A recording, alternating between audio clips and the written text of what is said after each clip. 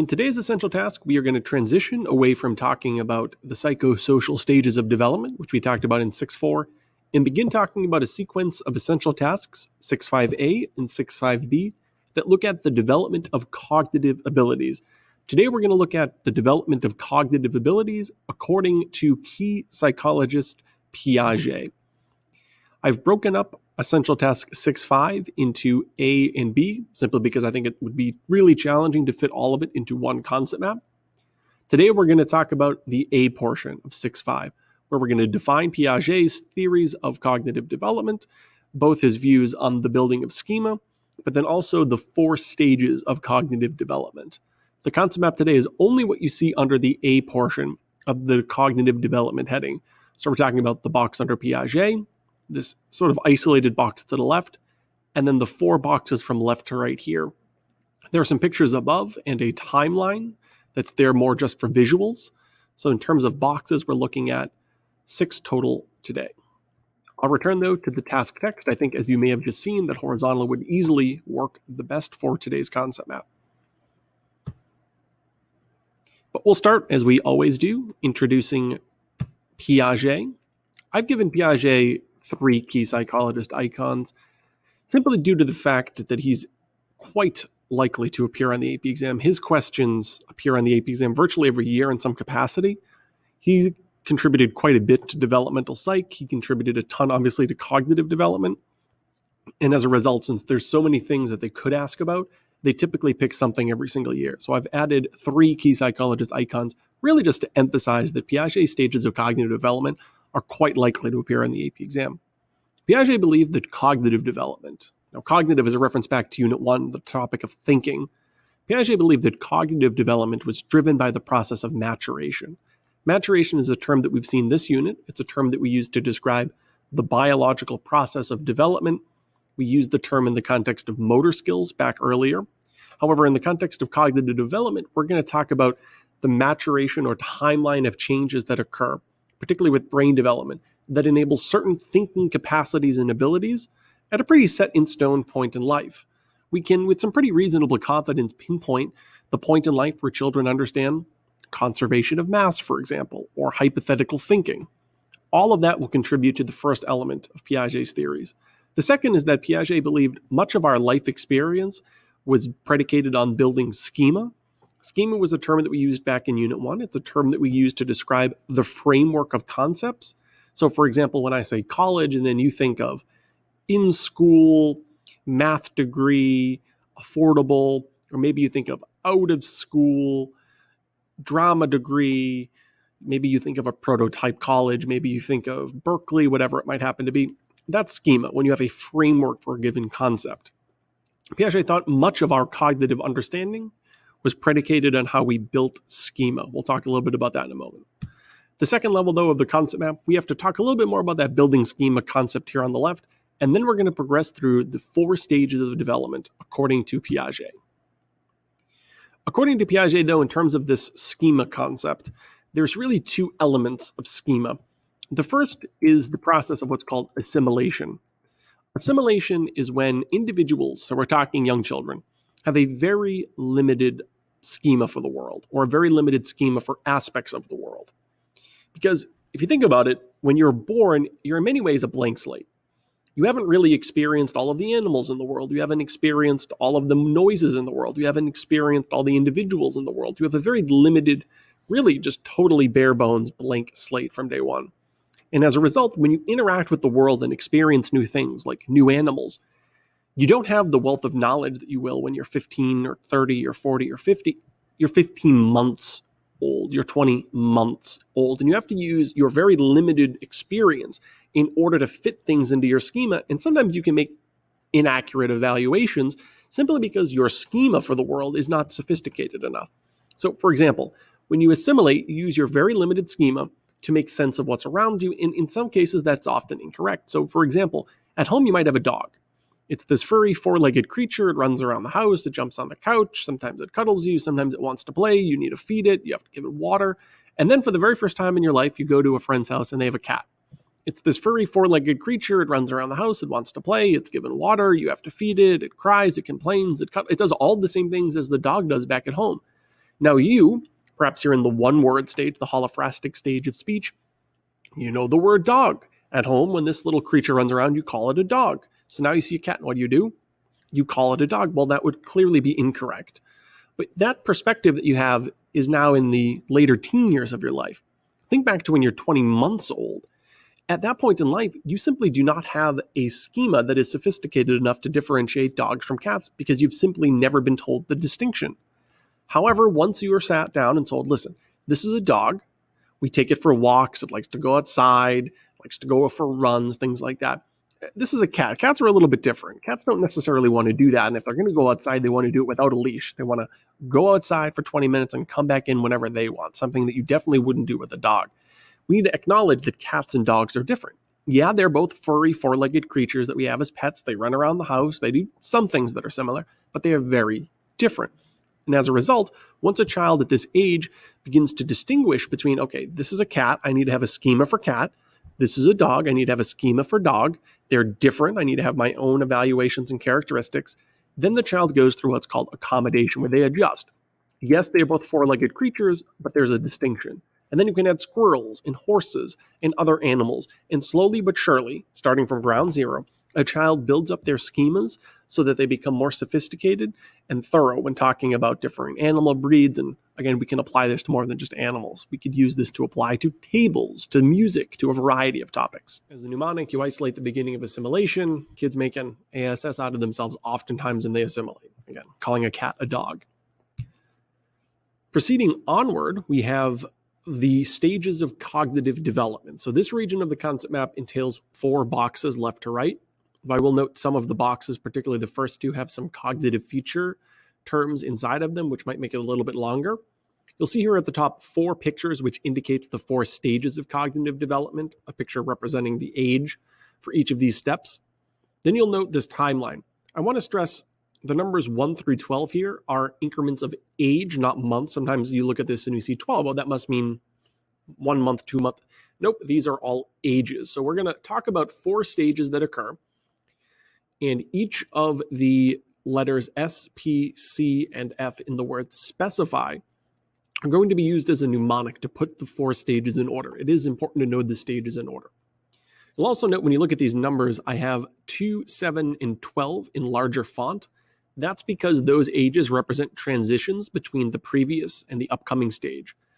So for example, the first stage is going to begin with the letter S, and it's going to range from birth all the way to 2. The second stage will begin with the letter P and go 2 to 7. The third stage will begin with C and go from 7 to about 12. The final stage will begin with F and be 12 until adulthood. We'll start all the way on the left with the very first stage. And that is the sensory motor stage, which, as I just referenced a moment ago, is the first 2 years of life. According to Piaget, it is pretty clear that children live through their senses at this age. Vision and hearing and taste and touch. That's why most of the toys that children play with at this age are incredibly sense-based. Think about all of the noises that the toys made when you were a child. Even if you don't obviously remember that time period, you shouldn't. Your hippocampus is still forming. But think about the toys. Perhaps you've seen them now as an adult, or perhaps you've seen a child at this age. Those toys are loud, they're colorful, they've got different textures. According to Piaget, the central motor stage, sort of as the name suggests, is all about sensation and also to a certain degree movement. These stages are all going to have what are called cognitive features, which are unique either abilities that are learned or aspects of behavior that are no longer present.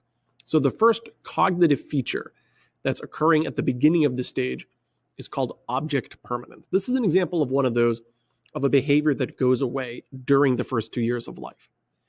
If you've ever heard the phrase out of sight, out of mind, object permanence is the very literal translation of that. We're talking about children at the age of 5 months, 6 months, all the way up to 8 months, who, if they do not see an object, do not believe it still exists. It's truly gone forever. The videos attached to each of the cognitive features that we're about to talk about are essential to understanding Piaget. Honestly, it might not even be worth continuing the concept map if you're not going to watch the videos because there's so many key details here. So do watch the 45 seconds of the clip all the way here on the left. The clip on the right's an option one. It's kind of funny. It's a Family Guy representation of this concept.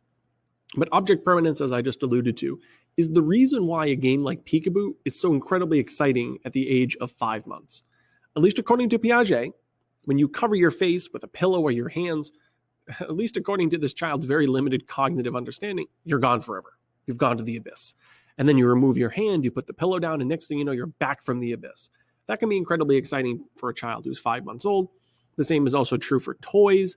And of course, if you've ever, played with a child at this age, one of the best examples of this is if you take a toy and you hide it from them, put it under a pillow, put it under the table, put it under a bed, it's just gone forever. The child's going to put their hands up, shocked. You'll see that with the clip here on the left. That typically goes away about 8 months in. So that's circa. That means some kids will lose it at 7 months, 6 months, 9 months. It's not a definitive point in time, but certainly by the age of 1, this will be gone, at least according to Piaget. The second cognitive feature is what we call stranger anxiety, and that often is coupled with separation anxiety, which actually relates back to object permanence. At about 6 months, children are going to recognize familiar faces. So, for example, the face of their caregivers, the face of their brothers or sisters, the face of their parent or guardian, faces that they constantly see, they'll begin to recognize, and they'll become cool, calm, and collected and relaxed amongst the presence of people with whom they are familiar with. However, if you bring them to a new location, give them to a new babysitter, you bring them to the supermarket, the experience of all of these strangers with unfamiliar faces might cause some degree of anxiety and angst for the child. It's in and around that 6-month mark that children really recognize the familiar faces in their life. What's interesting is if you track what's called separation anxiety, there seems to be a point where object permanence goes away in and around the same time that stranger anxiety begins to form. And we start to see a peak in what's called separation anxiety, where a child is removed from their caregiver and they become hysterical or they become distressed. Think back to that strange situation study from the other day. But if you take a look here, here's age in months here on the x-axis. Notice in and around that 5 to 7 month mark, an increase in levels of anxiety measured by percentage of infants who cried when their mothers left. You start to see a really drastic increase. What's important here is that corresponds to the formation of object permanence in and around this point, where a child begins to realize, just because I do not see my mother or my caregiver doesn't mean he or she is necessarily gone forever. In and around the same time that children begin to recognize faces. So now all of a sudden they recognize if they're placed into an unusual environment with strangers, that those faces are unfamiliar. We start to see a really dramatic increase in the percentage of infants who cried, representing anxiety. So when we take a look at these two terms side by side, we begin to match up that the formation of stranger anxiety and the development of object permanence might explain the formation of separation anxiety. Again, so you gain object permanence at about 8 months. You do not have object permanence for the first approximately 8 months of life. Proceeding onward, we'll now go into the stage from the ages of 2 through 7, which is called the pre-operational stage. During this stage, children begin to develop more sophisticated cognitive skills, at least relative to the first 2 years, but they are still incredibly limited. Children learn language. This is in and around the critical period for language skills, but children are not going to understand sophisticated mental operations yet. You'll see that very clearly in some of the videos that we're going to watch here below. The first cognitive feature that is present, or at least lacking rather, is the lack of conservation. Children will be fooled by the most basic mass and volume, simple conservation tasks and puzzles. Please watch the entirety of the clip in the bottom left corner. It shows you a series of very simple conservation challenges and puzzles that you could easily do if you know somebody in your family or in and around your environment who's at this age. Children at 2, 3, 4, 5 years old are going to be fooled by these conservation tasks. Children also during this period exhibit egocentrism, or sometimes referred to as egocentric thinking. This might be a little bit more literal than you anticipate, but children at this age have a difficult time seeing another person's point of view. That means figuratively, as we typically use culturally, like, I love cotton candy, why doesn't everybody else love cotton candy? Or I love watching Barney, why doesn't everybody love watching Barney? There's a little bit of that, thinking the world revolves around you, but there's also this element of you're in your own bedroom all alone, you see your favorite stuffed animal, and you happen to ask your parent or guardian, what do you see? Well, you're going to assume at the age of 3 that your parent or guardian can see that you put your favorite stuffed animal on your bed, even though there's no conceivable way that they can do that. They can't see through walls. They're on another floor of the building. There's no way that they could see that. But because you see it, everybody else must see it too. There's these really interesting studies where they place a child on the opposite side of sort of this scene. Oftentimes it's with this mountain where there's animals all over the place and trees and little houses. And they ask the child, what do you see from your perspective? And they'll say, oh, I see a cow, I see a tree, I see a fence. I see this animal over here. And then they switch sides and the child is asked, what do you see from your perspective now? And they'll say, oh, I see all of these different things. But then the critical question is asked, what do I see from where I am sitting? Now, logically, the child should, having already been on that side of the table, know what she is seeing or know what he is seeing, depending on the gender of the researcher. However, the child will often say that the researcher should see what the child is looking at, which is simply incorrect. The third concept is what's called theory of mind, and it's something that's lacking early on during the stage. As a matter of fact, most of these are present at the ages of 2, 3, 4, 5, and then typically by the end of these stages, these start to go away. That's kind of the indication that the child's transitioned into the next stage. But a child who's 3 years old, more often than not, is going to lack theory of mind. Theory of mind is kind of a weird one, but it's similar to egocentric thinking, but it's a little bit more nuanced. It's the inability to understand that other people have a life experience and thoughts and emotions, and that your thoughts are not universal. So, for example, if you take your favorite toy and you put it in an unusual place in your house, you put it in a box that it never goes in, you put it under the bed, you put it in the trash, you put it in a cabinet, and then you ask your parent or guardian, hey, can you go grab my favorite stuffed animal? They're going to look in the logical place that it should be, maybe in the toy chest. And they might come back to you and say, I have no idea where you put it. I'm sorry, I can't help you. And you might sit there at the age of 3 being like, what do you mean you don't know? You don't know that I put it in the garbage can? Well, your parent or guardians are going to say, well, how do I supposed to know you put it in the garbage can? A 3-year-old has the inability to understand that, wait a minute, just because I know it's there, you don't know that too? How are my thoughts not universally shared by everyone? Typically by about the age of 5, children will start to realize, oh, wait a minute. They have no idea where that toy is. I put it in a really weird place. They didn't see it, and there's no way that they can tap into my thoughts. But at the age of 3, children lack theory of mind and actually have the belief that you can tap into those thoughts. Proceeding onward into the concrete operational stage, we're looking at the ages of about 7 to 11 or 12. And again, please make sure you're following along and watching the videos with the timestamps indicated. It's really critical to understand some of these. In the concrete operational stage, children become incredibly logical. I would argue in some cases even to a fault. So by this point, children, they've developed theory of mind, they've developed conservation, egocentric thinking is all gone. So some of those limitations and features from the previous stage are gone or developed, depending on how you word something like theory of mind or conservation. But children become incredibly logical. If a child is going to question Santa or the Easter Bunny or the Tooth Fairy on their own without being told by their friends, without being told by their parent or guardians, it's typically going to happen in and around the ages of 7 to 11. The child will start to question, well, is it actually reasonable that this Santa Claus could actually accomplish that? Is it actually reasonable that this Easter Bunny can accomplish that? The child will begin to question those things because they are incredibly, incredibly logical. That also in some cases, though, can be a fault. If you sat down with a 7-year-old and tried to teach them chess or checkers, you would eventually get to a point where you had to explain to the child, it's actually beneficial for you to sacrifice this piece, allow your opponent to take this piece, because in the long run, it's actually going to put you in a better position to win the game. A child at this age is going to say, no, I'm not giving up a piece. Nope, not happening. Not giving up a piece. Sorry, it's my piece. I'm not giving it up. And then you'd have to sit there and say, well, but listen, I know you have to give up this pawn if you're playing chess, but you're going to win the long game. You're going to be in a bet. Nope, not giving up the chess piece. Can't give it up. It's my piece, not giving it up. A child is going to be logical, in some cases to a fault, and have a really hard time thinking about hypotheticals, abstract thought, thinking ahead. Those types of games are really outside of the child's comfort zone, dependent on their cognitive abilities here at the ages of 7 to 11. Again, watch about the 2-minute clip that I have time-stamped here. It's from a video that we watched a few moments ago, but it progresses a little bit further and shows you a couple children in this stage. The last stage is when you actually can start to play games like chess with children at this age. It's the formal operational stage.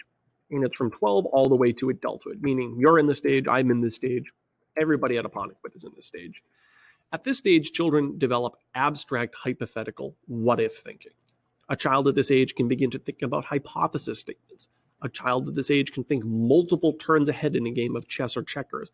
A child at this age will understand the reasoning and rationale behind sacrificing a piece for the greater good or for an increase in the likelihood of winning this game of chess or checkers. Children will accept these hypothetical scenarios as presented with the videos.